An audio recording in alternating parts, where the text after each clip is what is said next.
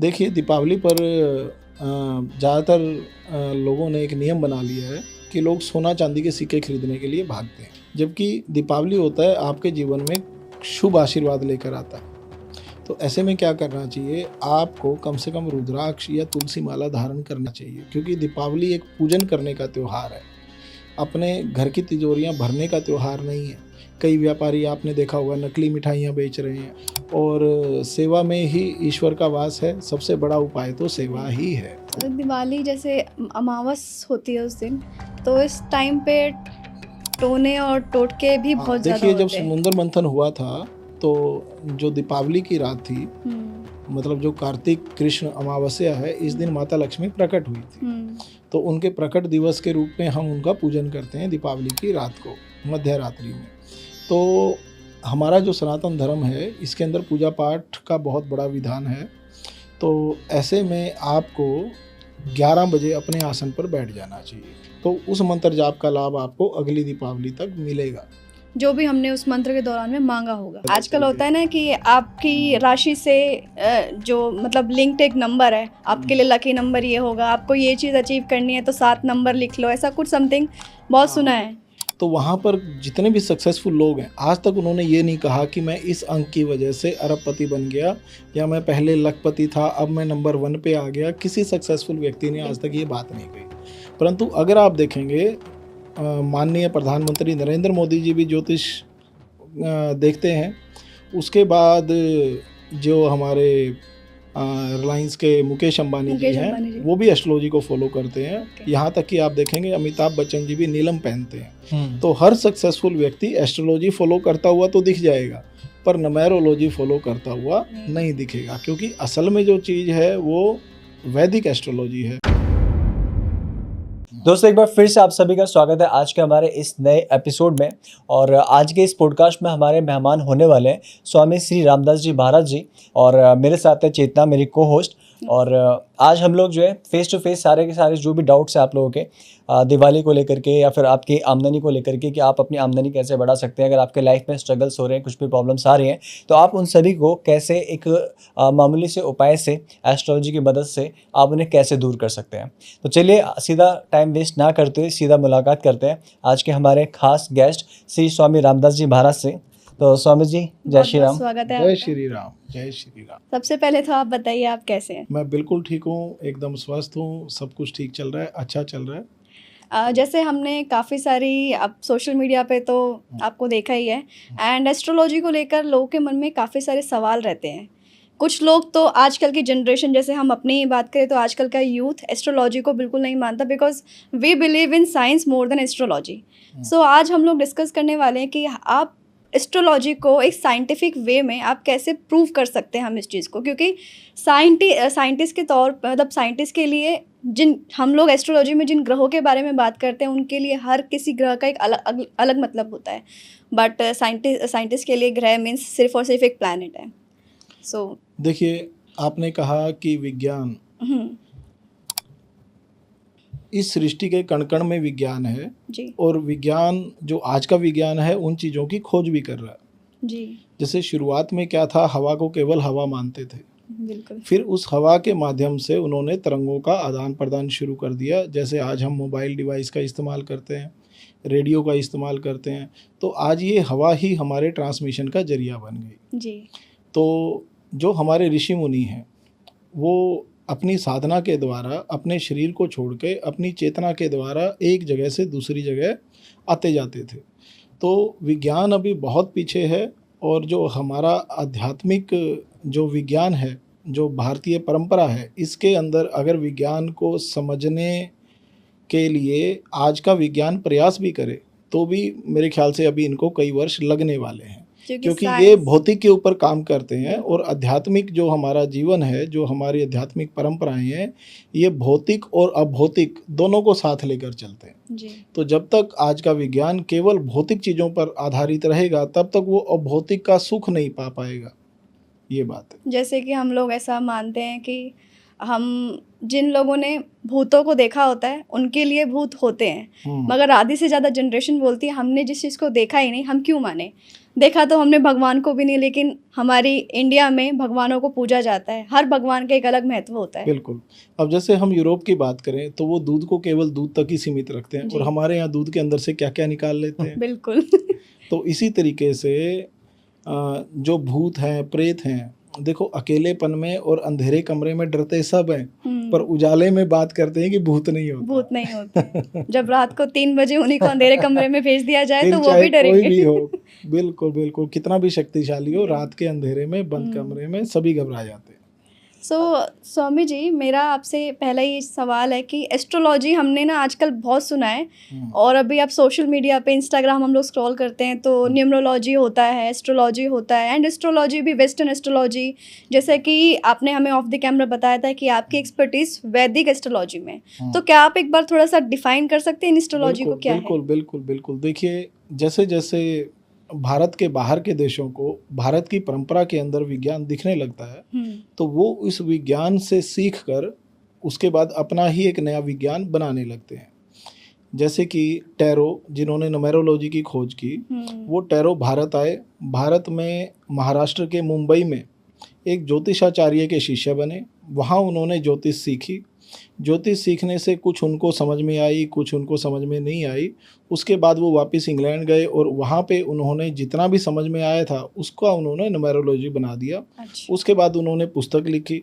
वो पुस्तक उनकी इंग्लैंड में नहीं चली, अच्छा। बाकी पूरे संसार में चल गई। इंडिया में भी कुछ ज़्यादा ही चल गई है। इंग्लैंड, हाँ, इंडिया में कुछ ज़्यादा आजकल चल होता है ना कि आपकी राशि से जो मतलब लिंक्ड एक नंबर है, आपके लिए लकी नंबर ये होगा, आपको ये चीज़ अचीव करनी है तो 7 नंबर लिख लो, ऐसा कुछ समथिंग बहुत सुना है। गई। देखिए, ये जो हाथ होते हैं ना, ये होते हैं चीज़ें पकड़ने के लिए। हाँ।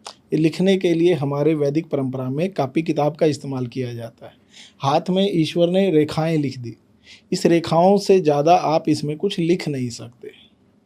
आप इसमें कुछ गुदवा सकते हो, उस गुदवाने का भी आपको वो असर नहीं मिलेगा कि आप अपने भाग्य को बदल दो। जो एक बार भाग्य लिखा जाता है, वो जिस ईश्वर ने लिखा है उसी की उपासना के द्वारा बदला जा सकता है, वरना बदला नहीं जा सकता। बिल्कुल। तो जो ये हम लोग बात करते हैं कि जैसे फॉर एग्जांपल मैं अपना ही ले लेती, जैसे मेरा लकी नंबर किसी ने मुझे, न्यूमरोलॉजिस्ट ने बोला कि आपका ना ये नंबर है, आपको ये अपने साथ में लेके चलना होगा। कोई बोलता है कि आप अपने मोबाइल नंबर में भी ये नंबर ऐड कर लो तो आपका रातों रात आपके सर से कर्ज मुक्त हो जाओगे, आप प्रॉफिटेबल हो जाओगे। अगर आप इन्वेस्ट, जैसे कि हम लोग फाइनेंस में हम लोग रहते हैं, हमारा कंटेंट। देखिए, अगर यूरोपियन कल्चर की बात कर रहे हैं हम, विदेशी कल्चर की बात करें, तो वहाँ पर जितने भी सक्सेसफुल लोग हैं, आज तक उन्होंने ये नहीं कहा कि मैं इस अंक की वजह से अरबपति बन गया, या मैं पहले लखपति था अब मैं नंबर 1 पे आ गया। किसी सक्सेसफुल व्यक्ति ने आज तक ये बात नहीं कही। परंतु अगर आप देखेंगे, माननीय प्रधानमंत्री नरेंद्र मोदी जी भी ज्योतिष देखते हैं। उसके बाद जो हमारे रिलायंस के मुकेश अंबानी जी हैं, वो भी एस्ट्रोलॉजी को फॉलो करते हैं। यहाँ तक कि आप देखेंगे अमिताभ बच्चन जी भी नीलम पहनते हैं। तो हर सक्सेसफुल व्यक्ति एस्ट्रोलॉजी फॉलो करता हुआ तो दिख जाएगा, पर न्यूमेरोलॉजी फॉलो करता हुआ नहीं दिखेगा, क्योंकि असल में जो चीज़ है वो वैदिक एस्ट्रोलॉजी है। न्यूमेरोलॉजी भी हो सकती है, परंतु वो वैदिक जितनी विस्तार की नहीं है। न्यूमेरोलॉजी वैदिक एस्ट्रोलॉजी को सपोर्ट करती है। अच्छा। वो भी सपोर्ट करने के हिसाब से होना चाहिए। मतलब विदाउट वैदिक एस्ट्रोलॉजी न्यूमरोलॉजी भी आपके लिए काम नहीं करने नहीं करेगी, बिल्कुल नहीं करेगी। इसके लिए लकी नंबर वो है जो आपकी कुंडली में प्लैनेट सबसे अच्छा है। अब आपकी कुंडली में कौन सा प्लैनेट सबसे अच्छा है वो तो कुंडली बनाने के बाद ही पता चलता है। अच्छा, कुंडली से, लेकिन हमने देखा है ना कि जैसे रिसेंटली कुछ महीनों पहले अनंत अंबानी का बेटा पैदा हुआ था। तो उस क्षण, जिस क्षण वो पैदा हुए थे, उस वक्त बहुत सारे बच्चे ही पैदा हुए होंगे। तो एक ही टाइम पर जैसे कुंडली जब बनती है, या फिर हम लोग ऑनलाइन ऐप में भी देखते हैं डेट डाल करके, टाइम डाल करके, तो उस समय बहुत सारे बच्चे पैदा होते हैं। तो फिर वो सबके लिए क्या वो सेम होती है वो कुंडली उस समय? बिल्कुल बिल्कुल, मैं बताना चाहूँगा। मैंने अनंत अंबानी की कुंडली का मतलब यानी रिसर्च किया है। मैंने उनकी कुंडली बनाई है। ओके। उनकी कुंडली में क्या है, जो बृहस्पति गुरु बैठे हैं वो वक्री होकर बैठे हैं, और उनकी जो पोजीशन है वो ऐसी है कि वो किसी भी चीज़ के प्रति दया दिखाएंगे, सहानुभूति दिखाएंगे, प्रेम दिखाएंगे, दान करने में रुचि लेंगे, पूजा पाठ में रुचि लेंगे। अच्छा। तो जिस दिन उनका जन्म हुआ है उनके जन्म के 30 मिनट के अंदर अंदर जितने भी बच्चे पैदा हुए हैं सभी का बिहेवियर ऐसा ही होगा। अगर कोई करोड़पति के घर में जन्म हो गया किसी का, तो भी वो दान करने की तरफ भागेगा, पूजा पाठ की तरफ भागेगा। और अगर किसी का गरीब नॉर्मल। परिवार में जन्म हो गया तो वहाँ पर भी वो अपनी जेब में कम रखेगा, निकाल कर दूसरों को ज़्यादा देगा। अब अनंत अंबानी का ये देखा जाता है कि ये गिफ्ट बहुत महंगे महंगे देते हैं, अपने आए हुए गेस्ट्स का सम्मान करते हैं। और इतने साधु संत तो कभी अंबानी परिवार में एक साथ बैठे हुए नहीं देखे गए जितने अनंत की शादी में देखे गए। और अनंत ने तो बागेश्वर महाराज जी को डायरेक्ट मेरे ख्याल से प्लेन भेज दिया था कि भाई आप आने के ऑस्ट्रेलिया लिए। में हो तो आपको स्पेशली आना पड़ेगा, आपकी प्रेजेंस होनी चाहिए, आना जाना मैं देख लूँगा जैसे भी होगा। तो ये जो इतना मान सम्मान है साधु संतों के प्रति, ये अनंत अंबानी जी की कुंडली में साफ साफ देखने को मिलता है। लेकिन ऐसा तो नहीं होता कि मतलब जैसे कि एक बच्चा गरीब घर में पैदा हो रहा है और एक बच्चा अमीर घर में पैदा हो रहा है, लेकिन दोनों की पैदा होने की टाइमिंग देखिए, सेम है। बच्चा पैदा होता है माँ के गर्भवती होने से। अब अमीर में भी मतलब माँ गर्भवती है, गरीब में भी माँ गर्भवती है। तो अब जब अमीर के घर में संतान पैदा हुई है तो उसको जन्म से वैसे संस्कार मिल गए। ग्रहों की वजह से कोई गरीब और अमीर घर में पैदा नहीं होता। अच्छा। सबकी जो यात्रा है वो शून्य से ही, जीरो से ही शुरू होती है। कई अमीर घर के लोग हैं वो रह जाते हैं। अब मुकेश अंबानी जी के भाई को देख लो और मुकेश अंबानी जी को देख लो, दोनों में एक ही जमीन आसमान का दोनों फर्क एक ही है। पिता की संतान है। और ऐसे ऐसे अनेक उदाहरण हो सकते हैं। अमिताभ बच्चन जी को देख लो और उनकी संतान को देख लो। तो ऐसे अनेक उदाहरण हो सकते हैं। ये जरूरी नहीं है कि आपका अगर अमीर परिवार में घर जन्म हुआ है तो आपके ग्रहों में कुछ खास होगा। परंतु अगर किसी गरीब घर में भी किसी अच्छे प्लैनेट्स के बच्चे पैदा हो जाते हैं, जैसे हमारे नरेंद्र मोदी जी को देख लो, उनके प्लैनेट्स क्या हैं और उनका बैकग्राउंड में घर परिवार कैसा है। ऐसे अनेक उदाहरण हैं जो जिन लोगों ने जीरो से शुरू किया है। दिल्ली में भी, एनसीआर में भी और कई महानगरों में भी इस तरह के उदाहरण देखने को मिल जाएंगे जिन लोगों ने शुरुआत में मेहनत की है और अपने परिवार को आज ऊंचाइयों पर वो ले गए हैं। कई ऐसे उदाहरण देखने को मिलते हैं। व्यक्ति की जो किस्मत है रातों रात बदल जाती है। कई लोगों की लॉटरी लग जाती है, कई लोगों की खरीदी हुई प्रॉपर्टी 100 गुना तक हो जाती है, कई लोगों की इन्वेस्टमेंट फल जाती है और किसी अमीर व्यक्ति की इन्वेस्टमेंट बिल्कुल डूब भी जाती है। ऐसा भी होता है। तो ये सब ग्रहों का खेल है। जन्म कहीं भी हो जाए, अगर व्यक्ति की किस्मत में उठना लिखा है तो वो अपनी मेहनत से और अपने भाग्य से पक्का उठेगा। पक्की बात है। अच्छा स्वामी जी, मेरे मन में काफ़ी देर से एक सवाल आ रहा है। आपकी जो पर्सनालिटी है, आपका जो ये गेटअप है वो काफ़ी ज़्यादा वाइब्रेंट है। हाँ। अब जब फर्स्ट टाइम भी जब हम लोग मिले थे तो हम देखते के साथ ही सीधा आपके कदमों में नमस्कार निकला। तो मतलब ये आपकी जो ये वेशभूषा है तो ये क्या वैदिक? मेरे पूज्य गुरुदेव के आशीर्वाद से मुझे ये जो वेशभूषा है ये पहनने की प्रेरणा मिली है। बात है 2023 की दीपावली की, जब मुझे पूज्य गुरुदेव श्री मुलुक पीठ जी, जो मुलुक पीठ वाले महाराज हैं, मैं गुरु जी का नाम नहीं ले सकता, तो मुलुक पीठ वाले महाराज जी से मुझे दीक्षा प्राप्त हुई थी देव उठनी एकादशी पे। अच्छा। तो उसमें क्या होता है, पहले सर का मुंडन होता है, आप केवल चुटिया रख सकते हो, दाढ़ी भी सारी की सारी कटाई जाती है, मूछें भी कटाई जाती है। अच्छा। तो बिल्कुल उसी तरीके से जो दीक्षा लेने की विधि होती है उसी विधि से दीक्षा लेकर उसके बाद जो पूज्य गुरुजी ने नामदान दिया था उस नामदान का जाप करते हुए आज ये आकर्षण आपको देखने को मिलता है। इसमें कुछ भी खास नहीं है। सूती धोती है, सूती कुर्ता है, बाकी जो कमाल है वो महारानी की इस माला का है, राधा रानी। महारानी की कृपा है जो है, बाकी पूज्य गुरुदेव का आशीर्वाद है। सो जैसे कि हम लोग Swami ji of the camera हम लोग बात कर रहे थे साल 2025 के बारे में। बहुत सारे एस्ट्रोलॉजर्स ने ऐसा प्रिडिक्ट किया था कि साल 2025 काफ़ी चीज़ों के लिए और काफ़ी लोगों के लिए पर्सनली भी और जनरल पर्सपेक्टिव से भी अच्छा नहीं रहने वाला है।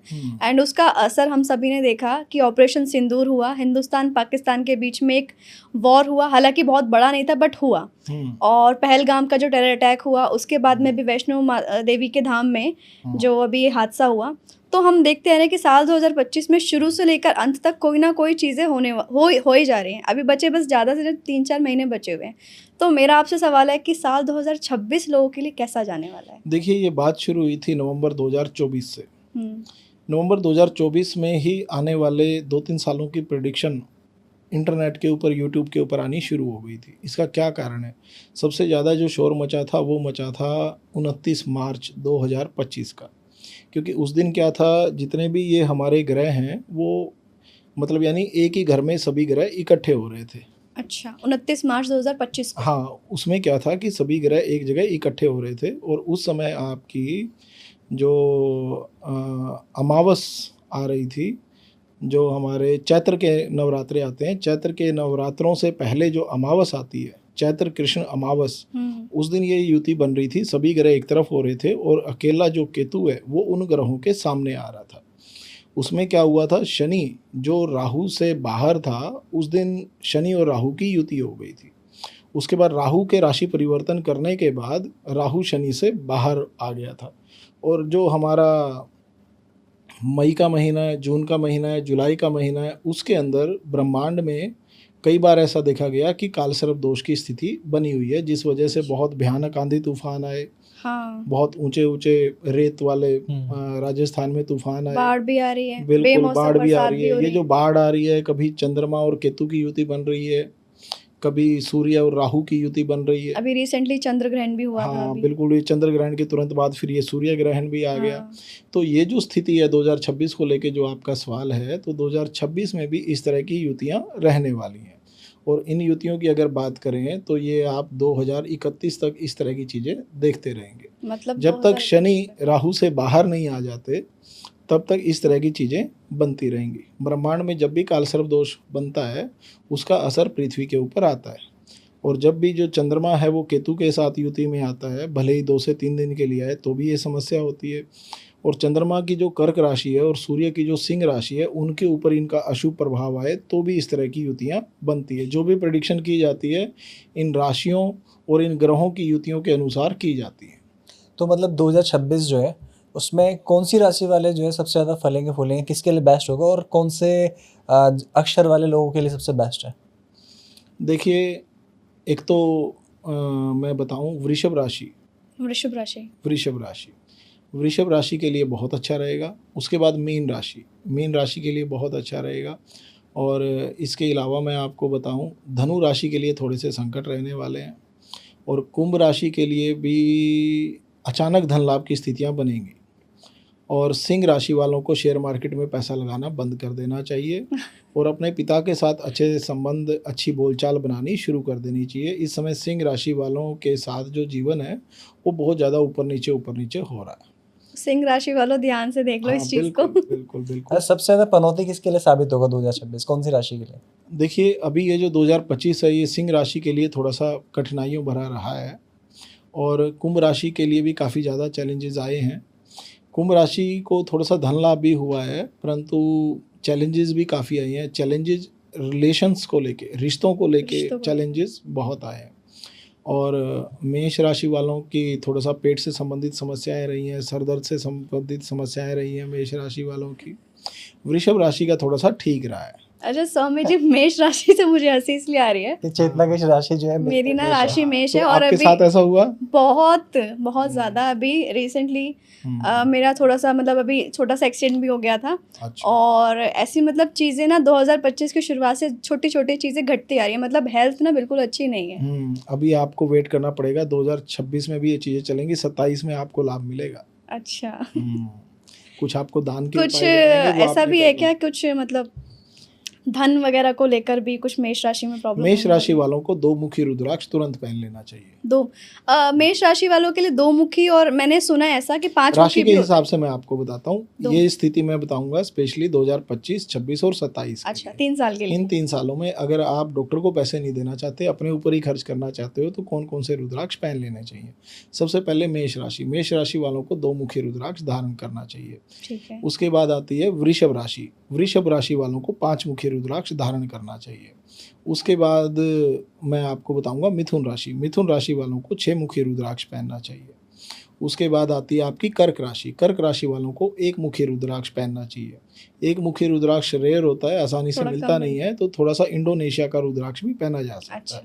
उसके बाद आती है सिंह राशि वालों को 11 मुखी रुद्राक्ष पहन लेना चाहिए। उससे क्या होगा कि जो रिश्तों में अनबन हो रही है, मिसअंडरस्टैंडिंग हो रही है, वो थोड़ी सी ठीक रहेगी। और प्रतिदिन हनुमान चालीसा का पाठ करना चाहिए और लाल वस्त्र पहनने बंद कर देने चाहिए सिंह राशि वालों को। सिंह राशि वालों को। उसके बाद हम बात करते हैं कन्या कन्या राशि के लिए 7 मुखी रुद्राक्ष, 7 मुखी रुद्राक्ष से कन्या राशि के ऊपर धन बरसने के पूरे पूरे चांसेस हैं। उसके बाद आती है आपकी तुला राशि। तुला राशि वालों के लिए 12 मुखी रुद्राक्ष जरूर से जरूर पहन लेना चाहिए, और 25, 26, 27 इन 3 सालों में नॉनवेज बिल्कुल बंद कर देना चाहिए। 25 अगर आप अपने वैवाहिक जीवन को संभाल के रखना चाहते हो, अपनी माँ के साथ अच्छे रिश्ते बना के रखना चाहते हो, और जो आपकी नई बिजनेस पार्टनरशिप हुई है उसको अच्छे से चलाना चाहते हो, तो आपको 12 मुखी रुद्राक्ष तुला राशि वालों को जरूर पहन लेना चाहिए। उसके बाद आती है वृश्चिक राशि। वृश्चिक राशि वालों को भी 1 मुखी रुद्राक्ष पहनना है। वृश्चिक। हाँ, उसके बाद आती है धनु राशि। धनु राशि वालों को 8 मुखी रुद्राक्ष पहनना है, उससे उनके ब्लड प्रेशर से संबंधित समस्याएं ठीक रहेंगी। और उसके बाद आती है धनु के बाद आपकी मकर राशि। मकर राशि वाले थोड़ा सा विदेश जाने के शौकीन रहते हैं, घूमने फिरने के शौकीन रहते हैं, तो ऐसे में उनको 11 मुखी रुद्राक्ष धारण करना चाहिए। इससे उनकी जो उम्मीदें हैं वो जल्दी पूरी होंगी। कुंभ राशि वालों को 10 मुखी रुद्राक्ष पहनना चाहिए, और प्रतिदिन श्री विष्णु सहस्त्र नाम का पाठ सुनना चाहिए। उसके बाद आती है आपकी मीन राशि। मीन राशि वालों को 7 मुखी रुद्राक्ष पहनना चाहिए, और वीरवार को पीले वस्त्र पहनना चाहिए। इससे जो उनके प्रेम संबंध है वो और ज़्यादा निखर के आएंगे। अच्छा, तो ये 12 राशियों के हिसाब से मैंने रुद्राक्ष बताए हैं, ये पहनने चाहिए। इससे आपके डॉक्टर के बिल जो है वो ना कम के हो बराबर हो जाएंगे। जाएंगे, और रिश्तों में मिठास बनी रहेगी। अच्छा स्वामी जी, हम लोग बेसिकली स्टॉक मार्केट के बंदे हैं। हम लोग ज़्यादातर स्टॉक मार्केट में प्रोफेशनलिज्म हमारा स्टॉक मार्केट है। हम लोगों का हमेशा से इंटरेस्ट यही रहता है कि स्टॉक मार्केट वाले को फ़ायदा सबसे ज़्यादा कैसे हो सकता है एस्ट्रोलॉजी की मदद से। देखिए, धन आना और धन का जाना और धन का रुक जाना, कहते हैं ना कि मेरे घर में धन नहीं रुकता, हाँ। है ना। आता अब तो शेयर हमारा मार्केट चला वालों का क्या है कि रुकता है ही नहीं। उनका आता जाता चलता रहता है। आता जाता है, चलता रहता है, रुकता नहीं है। अब शुभ धन को हमारे आदिकाल से ही शुभ किस धन को माना गया है? जो लक्ष्मी आके घर में ठहर जाए। ठहर जाए। और व्यापारी शुभ लक्ष्मी किसको मानता है? जो रोटेशन में चलती रहे। तो बात वही है, आवागमन की भी बात बिल्कुल सही है। धन को रोक के रखने से भी धन की वृद्धि नहीं होती। तो ऐसे में क्या करना चाहिए शेयर मार्केट के बारे में? अगर आपकी कुंडली में राहु लगन भाव में है, तीसरे घर में है, 7वें घर में है, 10वें घर में है, तो आपको शेयर मार्केट नहीं करनी चाहिए। तीसरा, 7वां और 10वां राहु। तीसरा, 7वां, 10वां और लगन अच्छा, अगर इन घरों में है हाँ। तो वो आपको उकसाएगा शेयर मार्केट में जाने के लिए कि आज ऐसा खेलेंगे कि पिछले सारे रिकॉर्ड तोड़ देंगे। तो ये जो भाव होता है ये राहु के इन घरों में, इन घरों की प्लेसमेंट होने की वजह से होता है। वैसे तो ये वाला थॉट सबके मन में आता है स्वामी जी कि आज ऐसा उनको लगाएंगे तो ये पैसा। पागलपन की तरह उनके पीछे पड़ जाता है कि आज तो मैंने ऐसा करना ही है। एक एडिक्शन की तरह बन जाता एडिक्शन की तरह बन जाता है। तो अगर राहु की प्लेसमेंट इन घरों में है तो गलती से भी आपको शेयर मार्केट नहीं करनी है। लेकिन ये पता कैसे चलेगा कि इस कौन से घर में है? तो उसके लिए हमें एस्ट्रोलॉजी को अप्रोच करना होगा। हाँ, एक बार थोड़ा अरे सा आप पता तो स्वामी करना जी के पास पड़ेगा। में जा सकते हैं बिल्कुल। हमारी ऑडियंस फिर आपके पास। इसी तरह से मैं आपको शनि का बताता हूँ। जब कुंडली के 9वें घर में शनि होता है, ऐसे लोग शेयर मार्केट करते हैं, उनको प्रॉफिट कम होता है। अच्छा, उनको 2 दिन प्रॉफिट होता है, तीसरे दिन उनका एवरेज हो जाता है। तो कभी डाउन कभी अप, इस तरह की स्थितियाँ 9वें घर के शनि के साथ बनती हैं। तो कौन कौन से शनि की ऐसी प्लेसमेंट है कि आपको शेयर मार्केट नहीं करनी है? सबसे पहले तो शनि का नक्षत्र देखना है। अगर शनि आपका बुध के नक्षत्रों में, मतलब ज्येष्ठा, अश्वनी ऐसे नक्षत्रों में बैठा है, मतलब बुध के और केतु के नक्षत्रों में अगर आपका शनि बैठा है तो आपको शेयर मार्केट नहीं करनी है, चाहे वो कुंडली के किसी भी घर में बैठा है। अच्छा, अगर आपका शनि कुंडली के 5वें घर में बैठा है, 11वें घर में बैठा है या 7वें घर में बैठा है, 5, 7 और 11, तो आप शेयर मार्केट कर सकते हो, वो भी बहुत संभल के। मतलब क्योंकि अभी कदम रखो मगर 2027 तक फूक जो के है वो ऊपर नीचे बहुत ज़्यादा चल रहा है, तो थोड़ा सा मुश्किल है। तो ये ग्रहों का जो चाल है, ग्रहों की चाल से सीधा जैसे हम स्टॉक मार्केट की बात करें, उस पे 11वें impact घर का पड़ता है। शनि आंख मीच के शेयर मार्केट करे उसको लाभ ही होगा। सबसे अच्छी जो पोजीशन होती है 11वें घर 11वें में वो शनि की होती है। तो वो लोग तो काफी लकी रहते होंगे। हमेशा ही लकी हैं बिल्कुल। और ज़्यादातर जो शेयर मार्केट की एडवाइस भी जो देते हैं, जिन्होंने शेयर मार्केट के सॉफ्टवेयर बना रखे हैं, वो 11वें घर के शनि हैं। लेकिन आजकल तो स्वामी जी एस्ट्रोलॉजर जैसे हम आपके सामने बैठे हैं, हम सामने से ज़्यादा अच्छे से पूछ पाते हैं। लेकिन आजकल एआई आ गया है, ज़माना बदल गया है। आजकल तो इन्वेस्टमेंट एडवाइज़र भी किसी को नहीं चाहिए, एआई पे जाएंगे, प्रॉम्प्ट डालेंगे और चार्ट डालेंगे, अब बताओ हमें क्या करना है। देखो ऐसे क्या था एस्ट्रोलॉजी में भी हो शुरुआत गया। में जब चाइना की लड़ी आई ना दीपावली पे, लोगों ने वो बड़ी लगाई, बड़ी अच्छी लगती थी, चलती हुई लाइन सी चलती थी, झरना सा गिरता था। अब लोग धीरे धीरे उससे बोर हो गए। अब वो कहते हैं नहीं, मैं तो पहले वाली जैसे लड़ी थी ना मेरे पापा लगाते थे, मैं तो वैसी लगाऊंगा। उसके बाद कई लोगों को अब सरसों के तेल के दीपक जलते हुए बहुत अच्छे लगते हैं। अब दोबारा से लोग कैंडल्स के ऊपर लौटने लगे हैं। तो लोगों को चाव एकदम से चढ़ता है, नई चीज़ें आकर्षित करती हैं। पर धीरे धीरे वो चाव, जैसे ही उसकी सच्चाई का पता चलता है कि ये तो मशीनी है, अब मशीनी चीज़ को ये नहीं पता कि सामने कौन बैठा है, जी। सामने कोई सच में जानने वाला बैठा है या सामने कोई मतलब वैसे ही टाइम पास वाला बैठा है। एआई तो उसी तरीके से काम करती है। अब लोगों की क्या आदत हो गई है, वो वीडियो तो देख लेते हैं, पढ़ते नहीं है। अब एआई आपको ढेर सारा मैटर लिख के देता है, वो सारा का सारा आप अगर पढ़ने बैठते हो तो आप बीच बीच में कुछ लाइनें छोड़ देते हो, और आपकी जो पढ़ने की स्पीड होती है वो इतनी लंबी होती है कि आप उस चीज़ का बिना मीनिंग समझे सिर्फ एक रट्टा लगा के उसको पढ़ना शुरू कर देते हो। तो एआई अगर आपकी मदद करना भी चाहे तो आप खुद अपनी मदद नहीं कर पाओगे। और जो एस्ट्रोलॉजर होता है वो आपके सामने बैठता है। अब सामने जब हम बैठ के बोलते हैं तो हमें पता चलता है कि सामने वाला ठीक से सुन रहा है, नहीं सुन रहा है, उसको समझ आ रहा है, नहीं आ रहा है। तो उसी तरीके से हम थोड़ा सा और टाइम लगा देते हैं कि इसको सारी बात समझ में आ जाए। एआई ऐसा नहीं करेगा। और वैसे भी हम इंसान हैं, बिना इमोशंस की चीज़ें हमें अच्छी कभी नहीं लग सकती। हम तो मतलब जो हमारे घर में गाड़ी भी होती है उसको भी अपने परिवार का सदस्य मान लेते हैं, उसको भी दीपावली पे तिलक करते हैं, पूजा करते हैं उसको भी मतलब यानी पंडित जी को कहते हैं कि मेरी गाड़ी के लिए लाल धागा दे दो, मैंने स्टीयरिंग पे वो बांधना। तो हम तो इमोशंस में इतने बंधे हुए लोग हैं, ये एआई हमारे बीच में कैसे रहेगा? ये तो जबरदस्ती थोपा जा रहा है वेस्टर्न कल्चर से। भारत ने कभी इन चीज़ों की कभी उम्मीद नहीं की। ये हमारा जो एआई है वो तो हमारे भोले बाबा हैं, हमारे शिव हैं।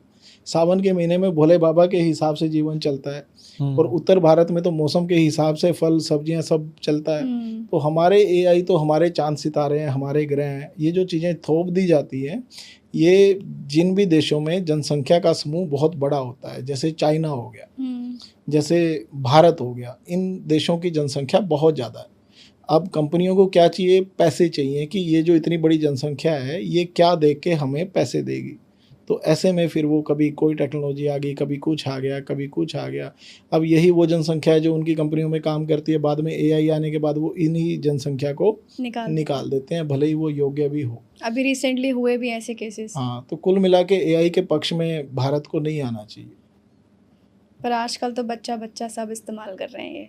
देखो बात वही है कि शुरुआत का चाव है, होता ही है। एक टाइम आके इससे भी बोर हो जाएंगे, इसको भी छोड़ देंगे। बिल्कुल, इसको भी छोड़ देंगे, बिल्कुल ऐसा ही होगा, बिल्कुल ऐसा। अच्छा स्वामी जी, जैसे स्टॉक मार्केट के अंदर क्या हम एस्ट्रोलॉजी की मदद से आने वाली घटनाओं को पता कर सकते हैं कि मार्केट क्या ऊपर जाने वाला है, नीचे आने वाला है? बिल्कुल ऐसा हो सकता है। देखिए, जब भी संसार में स्थिरता आएगी, शेयर मार्केट में भी स्थिरता आएगी। और जैसा मैंने बताया कि अभी 2027 तक स्थिरता आने का कोई चांस नहीं, फ्लक्चुएशंस रहेंगे। हाँ बिल्कुल, ऊपर नीचे कभी भी कुछ भी होता रहेगा। तो इसका डायरेक्टली इम्पैक्ट फाइनेंशियल मार्केट पे भी पड़ेगा? बिल्कुल आएगा, सब चीज़ों के ऊपर आएगा। ऐसे में जो व्यक्ति अपने घर पे, जैसे मान लो आपके पास अगर नगद है तो आप उसका गोल्ड खरीद लो, क्योंकि आजकल गोल्ड काफ़ी तेज गति से बढ़ता जा रहा है। चांदी खरीद लो, गोल्ड नहीं खरीद सकते चांदी खरीद लो।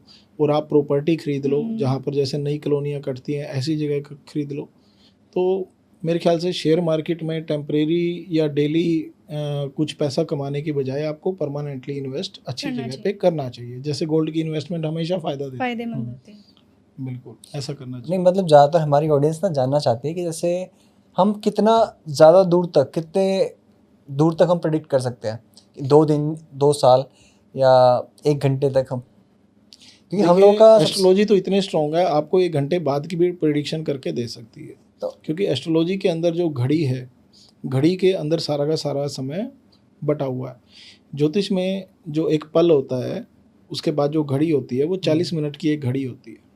तो आप चाहो तो हर 40 मिनट की आपको अलग से प्रेडिक्शंस मिल सकती है। बेसिकली हमें स्टॉक मार्केट में सिर्फ 5 मिनट की चाहिए 5 मिनट बाद क्या होने वाला है हमारे को सिर्फ 5 मिनट में ही ऊपर नीचे हो जाता है। देखो, जब तक मैं बैठा हूँ तब तक तो मैं 5 मिनट बता सकता हूँ। मेरे पीछे से जो 5 मिनट में आप रिस्क लोगे ना, वो सारा बराबर कर देगा।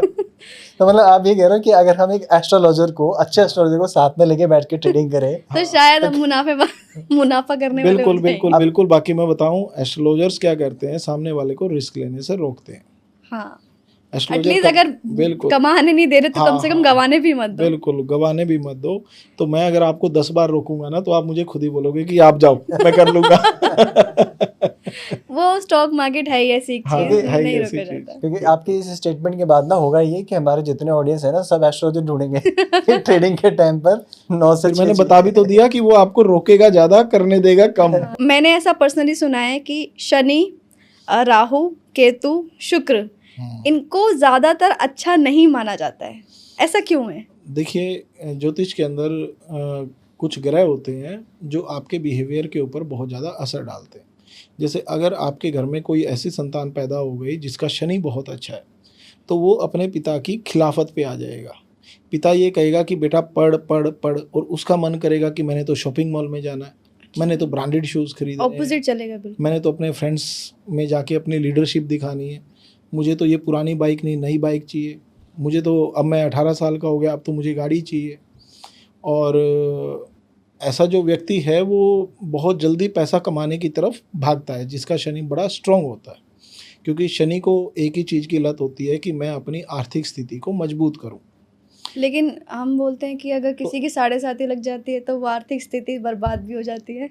देखो, अगर शनि अच्छा है तो 7.5 में वो कमाएगा, अगर शनि खराब है तो वो पहले भी नहीं कमा रहा और 7.5 में वो जितना कमा रहा है उससे वो भी भी जाएगा। डिपेंड करता है कि किस हाँ। भाव में है वो। बिल्कुल ज्यादातर अच्छे भाव में होते हैं, बुरे भाव में होते हैं, क्योंकि अभी तक तो जितने पंडित होते हैं, जितने एस्ट्रोलॉजर्स होते हैं, वो देखो, मैं ज्यादातर आपको बताता हूँ, हर शनि 1.5 के नाम घंटे से डर में है। हर 1.5 घंटे में ग्रह अपने घर बदलते हैं। अच्छा, राहु जहाँ बैठा है उससे अगले घर में आ जाएगा। तो ये जो ग्रहों की स्थिति होती है, अभी जैसे मान लो सूर्य है, जैसे ही सूर्य उदय का समय होता है, सूर्य आपको लगन भाव में मिलेगा। उसके बाद 8 साढ़े 8 बजे सूर्य आपको कुंडली के 12वें भाव में मिलेगा। चेंज होगा। उसके और थोड़ा लेट हो जाओगे 9 साढ़े 9 बजे, तो आपको 11वें भाव में मिलेगा। इस तरह से बदलता बदलता बदलता बदलता सूर्य अपना कुंडली के 12 घरों में अपना एक पूरा चक्कर लगा करता है। तो इसी तरीके से अगर कभी कोई महिला गर्भवती है और वो किसी अच्छे नक्षत्रों में अपनी संतान को जन्म देना चाहती है, तो उसको एस्ट्रोलॉजर से पहले ही कंसल्ट कर लेना चाहिए कि मुझे कुछ अच्छा समय आप बता दो, उस समय में मेरी संतान को मैं जन्म दूं, ताकि इसके जीवन में जो संघर्ष है वो कम आए। और जिस तरह से ये हमारा मोबाइल फ़ोन होता है, ये हमारी हार्ड डिवाइस है ना, तो इसके अंदर क्या होता है कि सॉफ्टवेयर डाला जाता है। तो जैसे ही माँ के पेट में संतान बनी, वो क्या है, एक भौतिक चीज़ है। अब जैसे ही वो माँ के पेट से बाहर आया, जैसे ही उसने पहली सांस ली, तो पहली जो सांस उसने ली है, वो ब्रह्मांड के अंदर जो ग्रहों का समीकरण बना हुआ है, जो ग्रहों का एक चुंबकीय बल बना हुआ है जिसको रेडिएशन बोलते हैं, तो वो रेडिएशन जैसे ही सांस लेने से उसके भीतर गया, वो उसका एक सॉफ्टवेयर बन गया। उस समय अगर चंद्रमा पीड़ित है तो वो गूंगा हो जाएगा, उस समय अगर शनि पीड़ित है तो वो लूला लंगड़ा पैदा हो जाएगा। हाँ बिल्कुल। उस समय अगर मंगल पीड़ित है तो सर के बाल खराब हो जाएंगे, अगर शुक्र पीड़ित है तो जो स्किन है वो पीड़ित हो जाएगी, और अगर सभी ग्रह अच्छे हैं तो कोई मोदी जैसे व्यक्तित्व का पैदा हो जाएगा। तो एक ये भी ऐसा होता है ना, लोहे के पैर, तांबे के पैर, ऐसा भी कुछ होता है। ऐसा भी होता है, इसे पाया बोलते हैं, हाँ, पैर नहीं बोलते। तो क्या होता है वो? इसमें जो तांबा का पाया होता है ये सबसे श्रेष्ठ होता है। जो लोग मतलब पूर्व जन्म में, क्योंकि ज्योतिष पूर्व जन्म में भी विश्वास रखता है, तो जिसने पूर्व जन्म में धार्मिक यात्राएं की होती हैं, तीर्थ यात्राएं की होती है, उसको तांबे के पाए मिलते हैं। और जिसने अपने घर परिवार में अपने बुजुर्गों की सेवा की होती है, जिसने अपने घर परिवार में अपने बुजुर्गों की सेवा की होती है, उसको चांदी के पाए मिलते हैं। और जिसने थोड़ा सा अपने स्वार्थ में किसी का हानि की होती है, उसको सोने के पाए मिलते हैं। ऐसे कितने कितने होते हैं? आपने बोला सोना होता है, तांबा होता है, लोहा भी होता है, लोहा भी होता है और चांदी होता है। चांदी भी होता है। तो सोने का जो पाया होता है, जिसके जो लेके ऐसे पैदा हुआ होता है, उसका अच्छा नहीं होता है। हाँ, ऐसे में क्या करना चाहिए, उस व्यक्ति को वही अपना पाया जो भगवान शिव है या किसी ज्योतिर्लिंग की यात्रा पर गया है तो अर्पण करना चाहिए। अच्छा। शिवलिंग के ऊपर अर्पण करना चाहिए। आप ये देखिए, समुद्र मंथन में जब विष आया तो सबने वो विष किसके ऊपर अर्पित कर दिया? शिव के ऊपर। इसी तरह से जो भी हमारे संकट होते हैं, हम भोले बाबा के हाथ जोड़ के विनम्र प्रार्थना करके उनको अर्पित कर देते हैं, हे भोले बाबा हमें हमारे कष्टों से निकालो। लेकिन जैसे अभी आपने बताया कि गर्भ का जो था वो बच्चे का जो पैदा होने का समय है वो एस्ट्रोलॉजर से कंसल्ट कर लेना चाहिए। हाँ। लेकिन मृत्यु का और जन्म का तो समय नहीं होता ना, वो तो हमारे हाथ में नहीं होता। नहीं, देखो आजकल डॉक्टर बता देते हैं कि 4 दिन के अंदर अंदर आपकी डिलीवरी हो जा रही है, ये पता लग जाता है। देते हैं और डॉक्टर मरने का भी आजकल बता देते हैं। अच्छा। हाँ, क्योंकि वो देखते हैं ऑक्सीजन का लेवल कितना रह गया है बॉडी में, आप सांस कितने अच्छे से ले पा रहे हो, दिल की धड़कनें, ईसीजी वगैरह वो सब चीज़ें आजकल चेक कर लेते हैं, उसे पता चल जाता है कि समय कितना नज़दीक है। बाकी जो अचानक मृत्यु होती है, जो दुर्घटना में हो गई, उनका कोई प्रेडिक्ट नहीं कर सकता। बाकी कुंडली में कई ऐसे योग हैं, अगर आपकी किसी दुर्घटना में मृत्यु होनी है तो उसका पहले से ही पता लगाया जा सकता है। ऐसे में अगर मान लो चंद्रमा और केतु की युति बनी है तो आपकी जो मृत्यु होगी वो पानी में डूबने से ही होगी। तो ऐसे में बचपन में ही सबको बता दिया जाता है कि आप पानी से थोड़ा सा दूर रहना। जो मेरा एक सवाल है, मेरा ये आ रहा था कि हम लोगों ने अभी तक जो शनि को जो देखा है ना, वो एज अ नेगेटिव इम्पैक्ट में ही देखा है। ज़्यादातर लोग चाहते हैं कि शनि की दृष्टि हमारे ऊपर ना ही पड़े, उतना ही अच्छा है। वक्र दृष्टि। हाँ, वक्र दृष्टि ना पड़े। तो आप जैसे बोल रहे हो कि शनि का प्रभाव अच्छा भी होता है और बुरा भी होता है, लेकिन ज़्यादातर हमने अभी तक सिर्फ बुरे के बारे में ही सुना है। तो अभी जैसे कि आपने 2025 में जो पहली शनि अमावस आई थी, पहली शनि अमावस में उन्होंने काफ़ी एस्ट्रोलॉजर्स ने ऐसा बताया था, अब हमने तो ऑनलाइन नहीं देखा था, उन्होंने बोला कि मेष राशि वाले और कुछ 2-3 राशि और बताई थी। उन्होंने बोला था कि शनि उनकी उसमें कुंडली में अब एंटर होने वाला है। अब वो कौन सा ग्रह था वो नहीं पता, बट उनके ऊपर या तो ढैया या 7.5 लगने वाली है।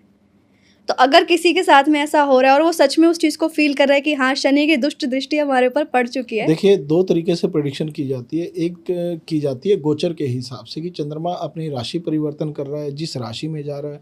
तो शनि की 3 दृष्टियाँ होती हैं, तीसरी दृष्टि, 7वीं दृष्टि और 10वीं दृष्टि।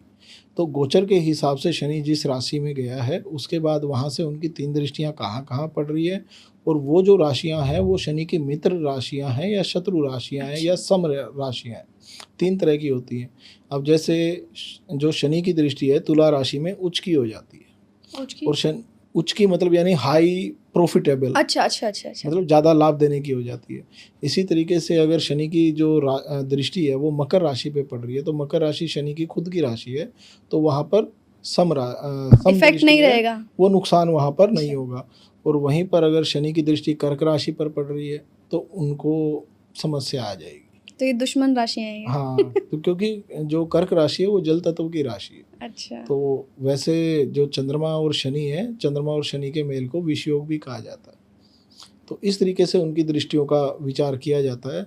अगर मान लो किसी को किसी एस्ट्रोलॉजर ने ये बोल दिया है कि शनि की वजह से आपके करियर में परेशानियां आ रही हैं, या शनि आपका किसी अशुभ नक्षत्र में बैठा है, तो शनि से लाभ लेने के लिए प्रतिदिन सुबह उठते ही भगवान शनि के 10 नाम लेने चाहिए। 10 नाम? हाँ, और जब भी आप शनि मंदिर में जाते हो तो दशरथ कृत शनि स्तोत्र इसका पाठ वहाँ पर करके आना चाहिए। अगर किसी पे हाँ, दुष्ट अगर किसी मतलब को कोई परेशानी आ रही है। वैसी। और एक चीज़ और मैं बताता हूँ, अगर किसी के मोबाइल नंबर में टोटल में अंक 4 आ रहा है और उसके जो पारिवारिक रिलेशंस हैं वो भी खराब हो रहे हैं, और उसकी आर्थिक उन्नति कई सालों से रुकी हुई है, तो उसको टोटल 4 का नंबर बंद करके टोटल 7 का नंबर ले लेना चाहिए। टोटल 7 मतलब कैसे? जैसे मोबाइल नंबर का टोटल किया, मान लो टोटल 43 आ गया, तो वो टोटल 7 हो। सम करके 43 तो 4 + 3 7 हो गया, तो ऐसे करके जितने भी लोग हैं इस समय सुन रहे हैं, अपने अपने मोबाइल नंबर का टोटल तो सब कर लेंगे। टोटल क्या आएगा 1 से लेकर 9 तक। तो इसके अंदर हम उनको एक बार अभी बता देते हैं, ठीक। क्योंकि 25, 26, 27 ऐसा होने वाला है कि आप अपने मोबाइल नंबर से भी अपना अंदाज़ा लगा सकते हो कि आपके साथ क्या घटनाएं होने वाली हैं। अगर आपकी आयु 30 साल से कम है और मोबाइल नंबर का टोटल आ रहा है 1, तो ऐसे में आपको विनम्र बन के अपना जो काम है वो करवा लेना चाहिए, क्रोध के साथ काम नहीं करना चाहिए और डिसिप्लिन के साथ अपने काम को करना चाहिए, वरना आप जीवन में पीछे रह जाओगे। मतलब डिटेल बहुत लंबी है, हम छोटी-छोटी बातें छोटे-छोटे। बताएँगे क्योंकि सभी अंकों का बताना है। उसके बाद अगर किसी के मोबाइल नंबर का टोटल 2 आ रहा है और उसकी जो आयु है वो 18 साल से कम है, तो वो कहीं न कहीं पढ़ाई में डल चल रहा है, वीक चल रहा है। तो ऐसे में उसको क्या करना चाहिए, टोटल 2 का मोबाइल नंबर छोड़ के टोटल 5 का या टोटल 9 का मोबाइल नंबर ले लेना चाहिए, जिससे उसकी जो याददाश्त है वो अच्छे से बनी रहे और पढ़ने में उसका मन लगा रहे। क्योंकि टोटल 2 वालों का देखा गया है वो दोपहर में भी सोते हैं और रात में भी सोते हैं, 2-2 टाइम सो जाते हैं। तो ये टोटल 2 वालों के साथ ऐसा होता है और टोटल 2 वालों को आँख के ऊपर चश्मा भी जल्दी लग जाता है। तो ऐसे में टोटल 2 छोड़ के टोटल 9 का इस्तेमाल उनको करना चाहिए, टोटल 7 का इस्तेमाल भी कर सकते हैं, टोटल 5 का इस्तेमाल भी कर सकते हैं। उसके बाद बात करते हैं हम 3 की।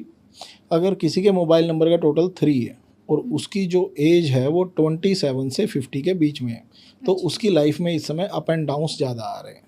उसका जो पैसा है ना तो इन्वेस्टमेंट में उसको फ़ायदा मिल रहा और ना ही वो उस पैसे से कुछ और चीज़ें, मतलब जैसे एक व्यापार उसका अच्छा चल गया, दूसरे व्यापार में उसने इन्वेस्ट किया है, तो व्यापार में और रिश्तों में दोनों में उसके ऊपर उथल-पुथल आई हुई है। तो ऐसे में उसको टोटल 3 छोड़ देना चाहिए और टोटल 5 का इस्तेमाल करना चाहिए और प्रतिदिन या हर मंगलवार हनुमान मंदिर में जाना चाहिए।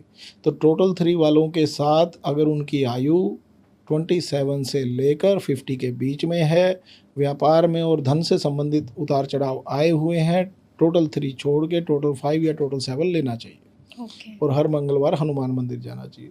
उसके बाद बात करते हैं टोटल 4 की। अगर किसी व्यक्ति के मोबाइल नंबर का टोटल 4 है और उसकी आयु 18 साल से कम है और माता पिता ये शिकायत करते हैं कि हमारा बच्चा घर में टिकता नहीं है, घर में बैठ के पढ़ता नहीं है, तो उसका जो मोबाइल नंबर का टोटल 4 है वो हटा देना चाहिए और उसको मोबाइल नंबर का टोटल 3 देना चाहिए ताकि वो बच्चा पढ़े। और अगर मोबाइल नंबर टोटल 4 का व्यक्ति जिसकी एज 30 साल से 50 साल के बीच में, तो उसको अपने करियर में खूब मेहनत करनी चाहिए। परंतु अगर उसकी शरीर में थकान रहती है, उसका शरीर अस्वस्थ रहता है, तो उसको टोटल 4 छोड़ देना चाहिए। अगर पति पत्नी के रिश्तों में भी संघर्ष है तो भी टोटल 4 छोड़ देना चाहिए और उसको टोटल 7 लेना चाहिए। और बात करते हैं टोटल 5 की। अगर बच्चे की जो उम्र है वो 18 साल से कम है, तो ऐसे बच्चा क्या करता है, घर में साइकिल खड़ी है तो साइकिल को चलाने लगता है, स्कूटी खड़ी है अपने आप स्कूटी की चाबी उठा के स्कूटी लेके निकल जाता है। तो ऐसे बच्चे बहुत चंचल मन के होते हैं। तो ऐसे बच्चों का भी टोटल 5 हटा के टोटल 3 दे देना चाहिए। और अगर मान लो बच्चा 18 साल से कम है, मोबाइल नंबर का टोटल 5 है और कभी उसको चोट लग रही है, कहीं कहीं खरोंच लगे जा रही है, उसको बार बार डांटना पड़ रहा है, उसकी बार बार पिटाई करनी पड़ रही है, तो उसको टोटल 5 हटा के टोटल 7 देना चाहिए। और 18 साल के बाद टोटल 5 सबके लिए लगभग अच्छा ही होता है। 18 के बाद लगभग सबके लिए अच्छा ही होता है, महिलाओं के लिए अच्छा नहीं होता। अच्छा। महिलाओं को जो टोटल 5 होता है वो पेट से संबंधित समस्याएं देता है, अपच की समस्या देता है। कई महिलाएं अपने पति के ऊपर शक भी करती हैं जो टोटल 5 वाली होती हैं, ऐसा भी घर देखा जाके गया दोस्तों है। को बताना पड़ेगा। हाँ बिल्कुल बताना। उसके बाद बात करते हैं टोटल 6 की। टोटल 6 जैसे लोग लग्जरी का नंबर मानते हैं, तो ऐसे में क्या करना चाहिए, अगर किसी बच्चे की आयु 18 साल से कम है, अगर वो एक फीमेल है तो टोटल 6 देने में कोई बुराई नहीं है, पर अगर वो एक मेल है तो टोटल 6 उसको नहीं देना चाहिए, टोटल 3 देना चाहिए अगर जो उम्र है वो 18 साल से कम है। अगर उम्र 27 साल से 50 साल के बीच में है और आप एक पुरुष हो, तो मोबाइल नंबर में 4050 टोटल 6 ले रखा है, तब तो वो ठीक है। अदरवाइज़ आपको टोटल 4 लेना चाहिए या टोटल 5 लेना चाहिए या टोटल 7 लेना चाहिए, टोटल 6 पुरुषों को नहीं लेना चाहिए। अगर नहीं 4050 है तो चलेगा। बिल्कुल। अगर वो किसी इवेंट के लाइन में है तब तो आप 6 ले सकते हो, अगर आप जॉब करते हो तो टोटल 6 नहीं लेना चाहिए। इसके बाद हम बात करते हैं, अगर किसी महिला का 27 साल से लेके 50 साल तक की एज में उसने टोटल 6 ले रखा है, तो वो इस बात का ध्यान रखे उसके मोबाइल में नंबर में 2 टाइम्स 8 नहीं होना चाहिए। अगर आपके मोबाइल नंबर में 2 टाइम्स 8 है और टोटल 6 है तो आपको शारीरिक समस्याएं होंगी ही होंगी। ओके। खास तौर पे तब जब आपका जो मंथली साइकिल होती है, उस अच्छा, समय अच्छा, आपको बहुत परेशानियां होंगी। अगर मोबाइल नंबर में 88 है या 2 टाइम्स 3 टाइम्स 8 है और टोटल आपने 6 ले रखा है, तो उस समय ये परेशानियां होंगी। ओके। उसके बाद बात करते हैं 7 की, जिसके मोबाइल नंबर का टोटल 7 है। वो चाहे किसी भी आयु का हो, वो बिल्कुल ठीक है। अगर मान लो आपकी उम्र 50 साल से ज़्यादा हो गई है और मोबाइल नंबर का टोटल आपने 7 ले रखा है और आपके हाथ से पैसा जो है वो कुछ ज़्यादा ही खर्च हो जाता है, लोगों की आप कुछ ज़्यादा ही शर्म करते हो, तो ऐसे में आपको टोटल 7 छोड़ के टोटल 5 के ऊपर आना चाहिए। 50 की उम्र के बाद आप टोटल 1 के ऊपर भी आ सकते हो। ओके। टोटल 7 50 से नीचे हमेशा अच्छा रहता है। और टोटल 7 जिसने भी रखा हुआ है वो बुज़ुर्गों का हमेशा आदर करे और मंदिर जब भी जाए या अपने किसी भी धर्म में अपने किसी भी धर्म के स्थान पर जाए, वहाँ पर कुछ ना कुछ फल फ्रूट ज़रूर लेके जाए, इससे उसके जो भाग्य है उसमें बरकत होती है। उसके बाद हम बात करते हैं टोटल 8 की। टोटल 8 का अगर कोई बच्चा 18 साल से कम का है तो आप 100% बात मान लो, उसने अपनी मम्मी की बात माननी ही नहीं है। ये पक्की बात है। टोटल 8 का बच्चा, डेट ऑफ बर्थ का टोटल नहीं, मोबाइल नंबर का मोबाइल नंबर टोटल, का।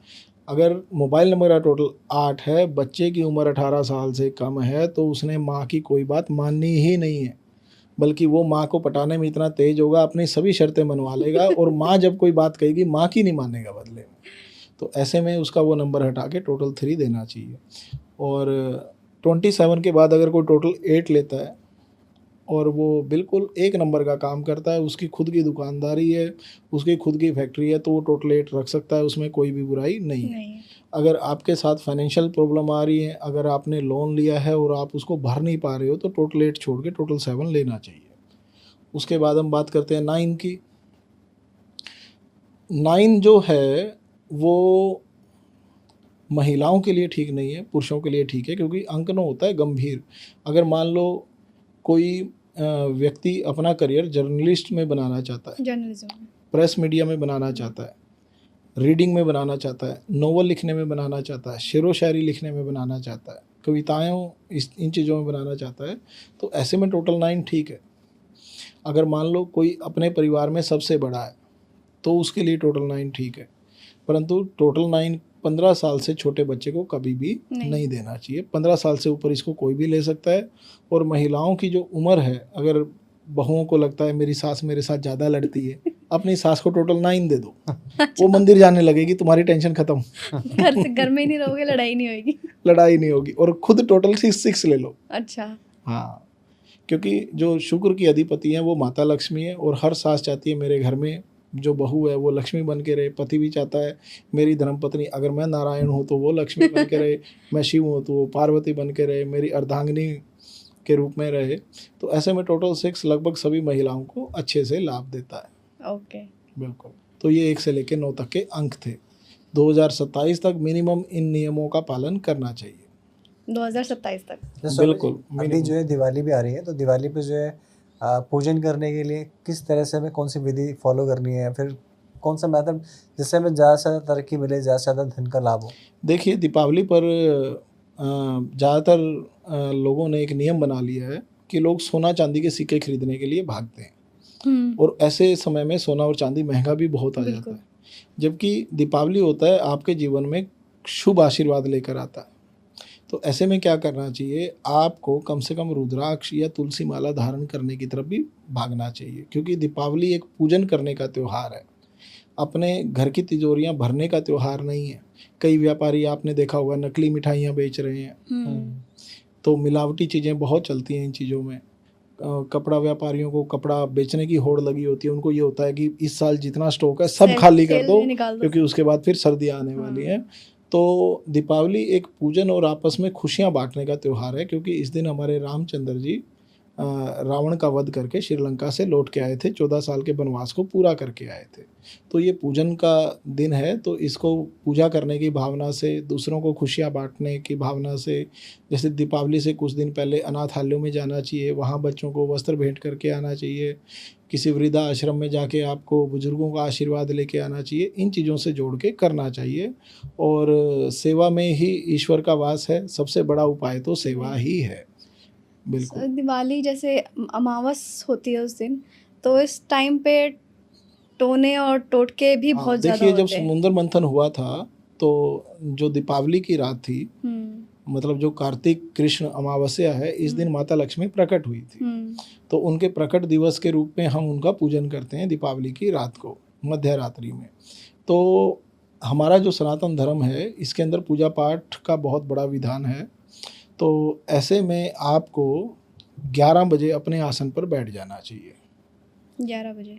और अपने सामने एक पीतल की लुटिया रख लेनी चाहिए, उसमें जल डाल लेना चाहिए। अपने हाथ में वो जल ऐसे लेके बोलना चाहिए, मेरा नाम ये है, पिता का नाम ये है, माता का नाम ये है, गोत्र ये है, हे माँ लक्ष्मी, मैं आज आपके इस मंत्र की इतने 1000 जाप करूँगा या इतने 100 जाप करूँगा, ये कह के फर्श के ऊपर वो जल छोड़ देना चाहिए। फिर उतने मंत्रों का जाप करना चाहिए, बिना उस आसन से उठे, एक ही आसन में बैठे हुए वो जाप करना चाहिए उस मंत्र का। उसके बाद जैसे ही आपके वो मंत्र पूरे हो जाएं, फिर से लोटे में से हाथ में जल लेना चाहिए। जल लेने के बाद फिर से अपना नाम, गोत्र, माता पिता का नाम बोल के कहना चाहिए कि हे माता लक्ष्मी, आपके आशीर्वाद से मैं ये मंत्र पूरा कर पाया हूँ, और इस मंत्रों में मेरे से जो भी भूल बनी हो उसको क्षमा करना, और जिस उद्देश्य से मैंने ये मंत्र किए हैं वो आशीर्वाद आप मुझे देना। ये कह के वो जल भूमि पर छोड़कर, मतलब कोई कालीन नहीं होनी चाहिए, भूमि होनी चाहिए, मतलब टाइल्स भी चल सकती हैं, पत्थर भी चल सकता है, उसके ऊपर छोड़ के उस जल में, मतलब ये उंगली छोड़ के इन 3 उंगलियों को जल से लगा के अपने माथे पे लगाना चाहिए। उसके बाद आप आसन से उठ सकते हो। तो उस मंत्र जाप का लाभ आपको अगली दीपावली तक मिलेगा। जो भी हमने उस मंत्र के दौरान में मांगा होगा, जो भी प्रार्थनाएं की है, उस मंत्र से आपको वो सिद्धि प्राप्त प्राप्त हो होगी। जाएगी। और ऐसा जैसे ही आपकी 11 दीपावली चली जाएंगी, तो आपका वो जो मंत्र है, वो आसन है, वो आपका सिद्ध हो जाएगा। अब ज़्यादातर क्या होता है, मंदिर में एक आसन बिछा लेते हैं लोग, और उसी के ऊपर कभी भाई बैठ रहा है, कभी भाभी बैठ रही है, कभी पापा बैठ रहे हैं, कभी मम्मी बैठ रही हैं। तो क्या है कि सबके शरीर अलग अलग हैं, सबकी ऊर्जाएं अलग अलग हैं, सबके दिमाग की सोच भी अलग अलग है। कोई आपसे अधिक आध्यात्मिक है, और कई पूजा पाठ तो कर रहे हैं, पर क्या पता अपने शत्रु का ही बुरा मांग रहे हो। तो शत्रु का बुरा तो खैर सब मांगते हैं, पर वो बात अलग है। हम ये प्रार्थना करेंगे, प्रभु उसको सद्बुद्धि देना, क्योंकि वो मेरी तरफ से अपना ध्यान हटा के कहीं और अच्छी चीज़ में ध्यान लगाए। तो सभी की ऊर्जाएं अलग अलग होती हैं। इसी तरह से परिवार में जितने सदस्य हों, सबका आसन अलग अलग होना चाहिए, और जितने परिवार में लोग हैं सभी बैठ के एक साथ साधना भी कर सकते हैं। तो माता लक्ष्मी के कुछ मंत्र हैं जिनका जाप करना चाहिए। कुछ मंत्र आप? हाँ, कुछ मंत्र मैं बताता हूँ। एक आता है ओम ह्रीम नमः, जैसे माँ भगवती का मंत्र है ओम ऐम ह्रीम क्लीम चामुंडाय विचे। तो एम हो गई माता सरस्वती, ह्रीम हो गई माता लक्ष्मी, क्लीम हो गई माता काली। ह्रीम क्लीम जिसमें हम बोलते हैं। हाँ, अच्छा हाँ। अच्छा अच्छा। तो आप उसमें से ह्रीम उठाओ, ओम ह्रीम नमः, ओम ह्रीम नमः, ओम ह्रीम नमः, ओम ह्रीम नमः। इसके 1100 मंत्रों का आप जाप करो। 1100 बारी रिपीट करना। हाँ बिल्कुल, 1100 मंत्र ये इनका जाप करो आप, और उसके बाद आप आनंद देखो, क्या आनंद आपके ऊपर बरसता है।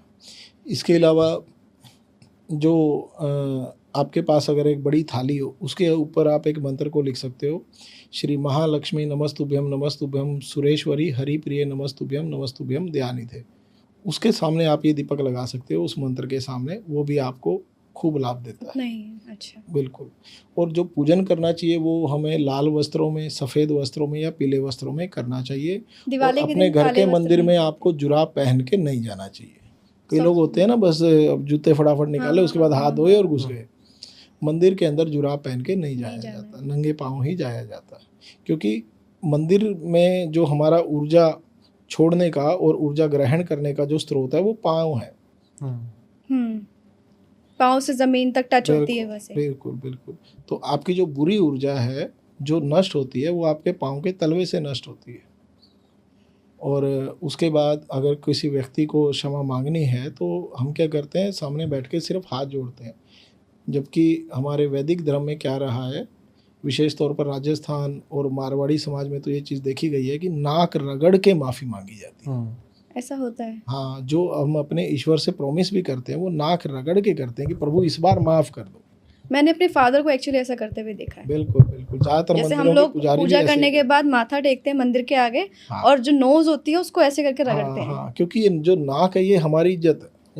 अच्छा, नाक कट जाती जैसे वाला। हाँ, तो हम ये नाक प्रभु चरणों में, प्रभु माफ कर दो, हम अज्ञानी हमसे हैं, माफ गलती कर हुई। दो। तो इस तरह की चीजें तो दीपावली पर इसी तरह से करना चाहिए। साक्षात माँ सबके घरों में आएगी और सभी बेसब्री से माँ का इंतजार करेंगे।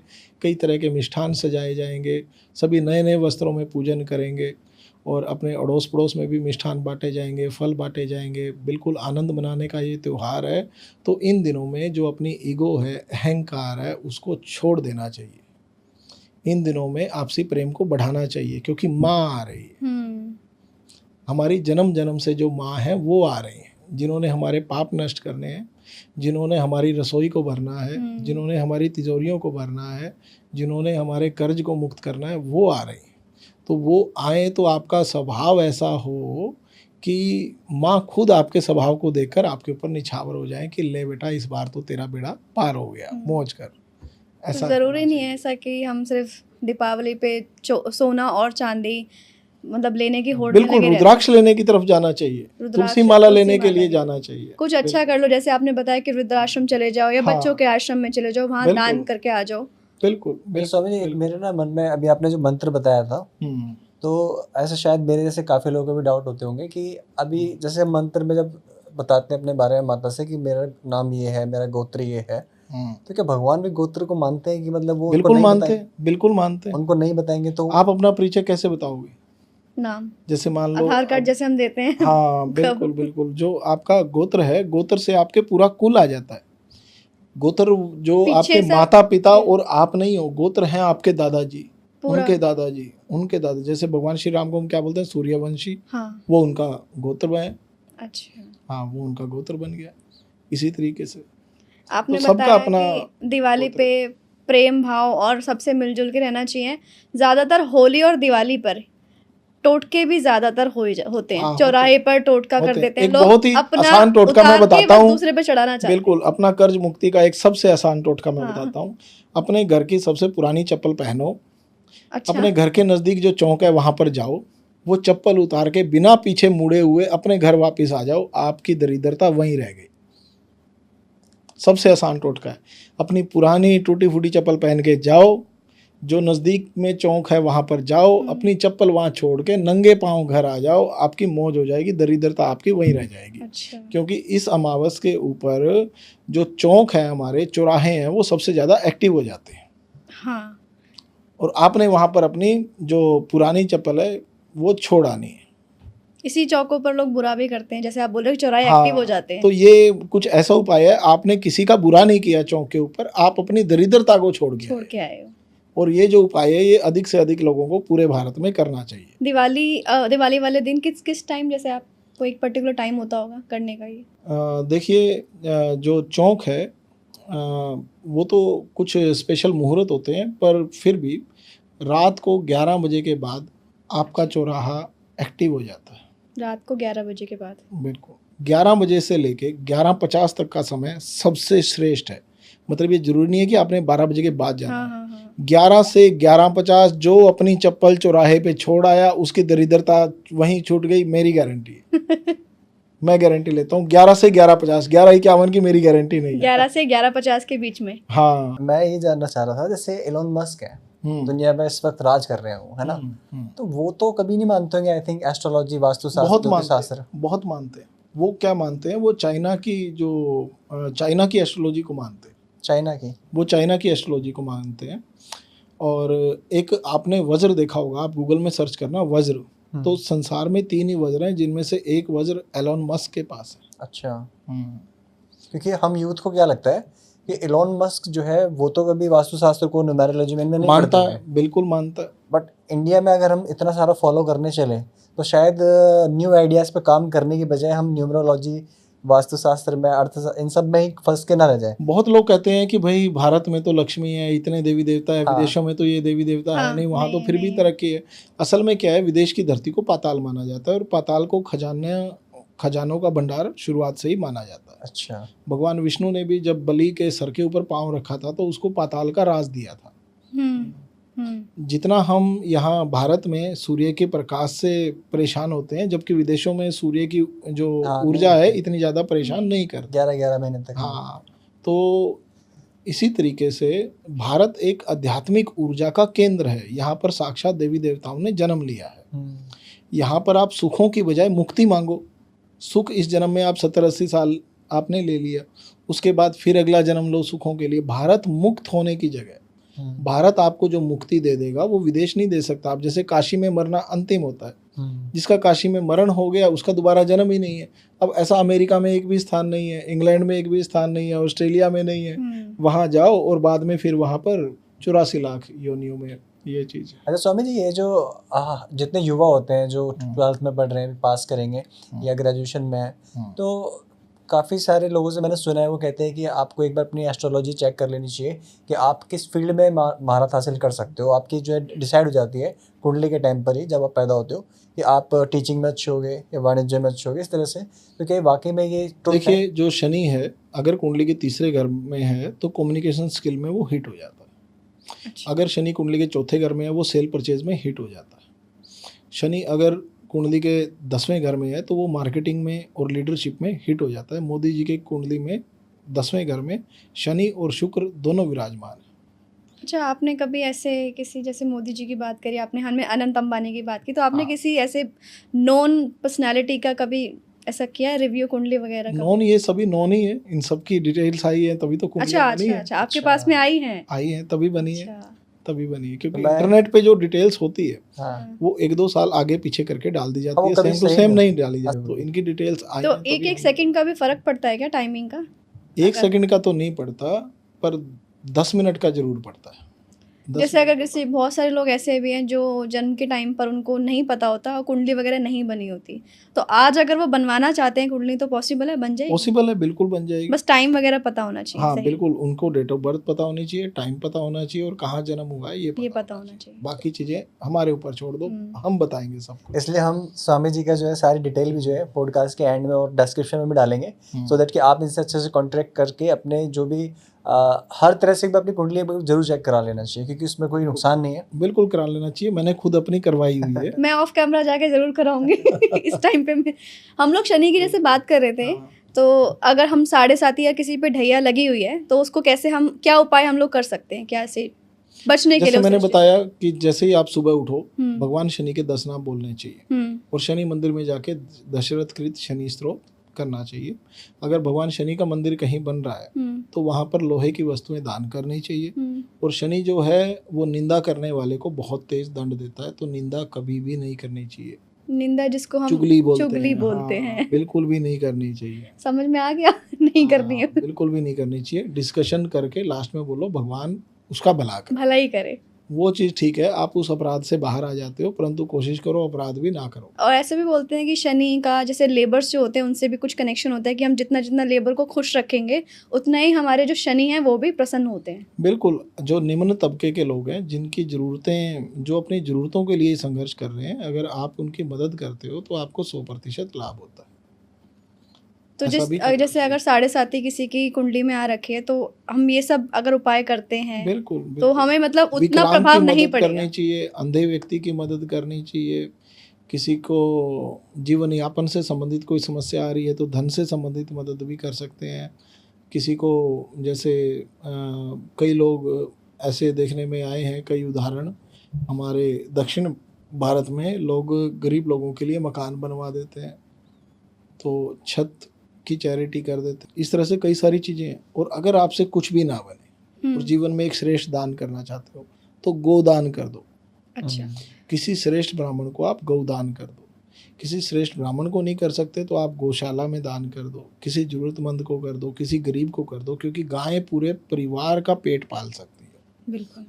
और गाय को पालना आपके लिए बहुत आसान है, और जब वो गाय पालने पे आएगी वो पूरे परिवार का पेट पाल देगी, क्योंकि गाय का गोबर, हम्म गाय का दूध, गाय बिकता का है। मूत्र, ये सब चीज़ें मतलब अमृत के समान है। बिल्कुल लोग व्यापार भी तो इसी से करते हैं, दूध बेचते हैं, गोबर के उपले बना के वो बेच देते हैं, उससे भी पैसा आ ही जाता है।